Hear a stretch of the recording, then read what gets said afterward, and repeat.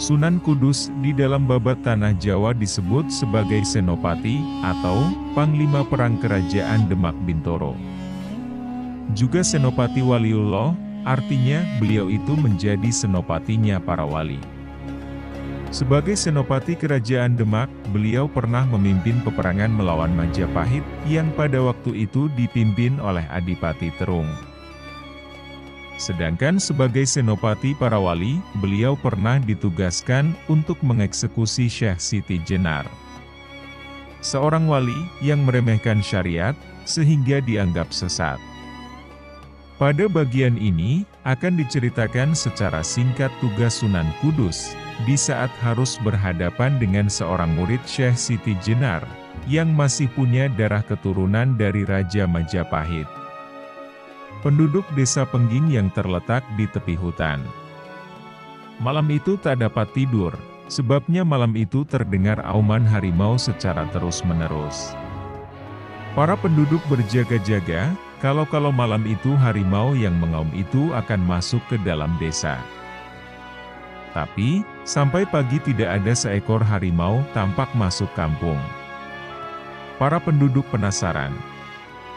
Mereka beramai-ramai masuk ke dalam hutan untuk memeriksa, apakah benar di dalam hutan itu ada harimaunya. Di tengah hutan, bukan harimau yang mereka dapatkan, melainkan 7 orang santri, dan seorang berjubah putih yang tampak agung berwibawa. Orang itu tak lain adalah Sunan Kudus, dan 7 prajurit Demak yang menyamar sebagai santri biasa. "Apakah Tuan melihat harimau di sekitar hutan ini?" tanya tetua desa. "Tidak," jawab Sunan Kudus. "Semalam kami tidur di hutan ini, tapi tidak melihat seekor harimau. Aneh, semalam kami tak dapat tidur karena auman suara harimau yang terus-menerus," gumam tetua desa. "Kalau begitu namakanlah tempat ini Desa Sima.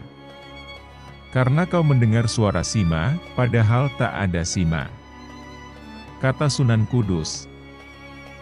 Tetua desa itu menurut, hingga sekarang tempat Sunan Kudus bermalam itu dinamakan Desa Sima. Sunan Kudus kemudian meneruskan perjalanannya ke Pengging, untuk menemui Adipati Kebo Kenanga, atau lebih dikenal sebagai Ki Ageng Pengging. 3 tahun yang lalu, di awal tampak pemerintahan Raden Patah, Patih Wanasalam telah diutus untuk menemui Ki Ageng Pengging. Tujuannya adalah untuk meminta ketegasan Ki Ageng Pengging. Apakah Ki Ageng Pengging bersedia mengakui Raden Patah selaku Raja Demak Bintoro, dan penerus dinasti Majapahit, atau sebaliknya? Ki Ageng Pengging ingin menjadi Raja Demak? Pertanyaan itu tidak pernah dijawab dengan tegas oleh Ki Ageng Pengging. Patih Wanasalam, orang kepercayaan Raden Patah, memberi batas waktu 3 tahun untuk berpikir dan menentukan pilihan. Kini 3 tahun telah berlalu, Ki Ageng Pengging tidak pernah menghadap ke Demak.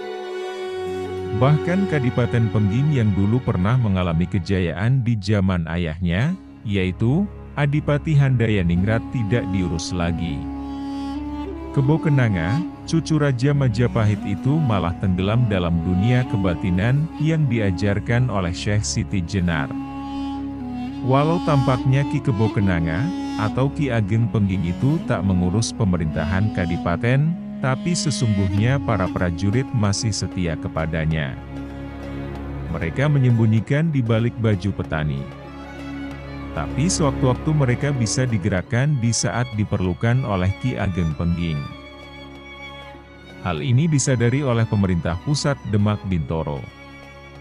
Raden Patah kemudian memerintahkan Sunan Kudus untuk mengadili pembangkangan Ki Ageng Pengging ini. Suasana Kadipaten Pengging benar-benar lenggang. Pagi itu, penduduk banyak yang pergi ke sawah dan ladang masing-masing.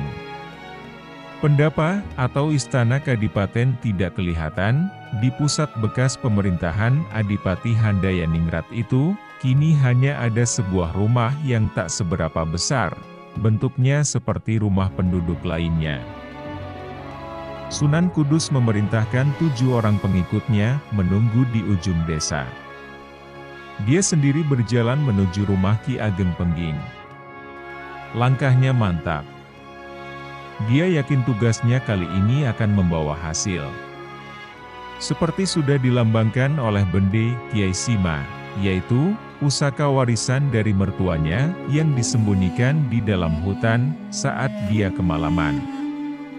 Bila benda itu dipukul, bunyinya seperti harimau, maka tandanya akan berhasil.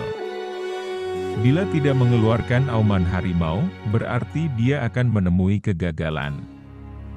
Di depan pintu rumah Ki Ageng Pengging, ada seorang pelayan wanita setengah baya. Sunan Kudus memberi salam, kemudian mengutarakan maksud kedatangannya untuk menemui Ki Ageng Pengging. "Maaf Tuan, sudah beberapa hari Ki Ageng mengurung diri di dalam kamarnya. Beliau tidak bisa menemui tamu," kata pelayan itu. "Aku bukan tamu biasa," kata Sunan Kudus. "Katakan aku adalah utusan Tuhan yang datang dari Kudus, ingin bertemu dengan Ki Ageng Pengging." Terima kasih sudah menonton video ini, semoga sahabat semua senantiasa diberi kesehatan, dan dimudahkan rezekinya. Amin.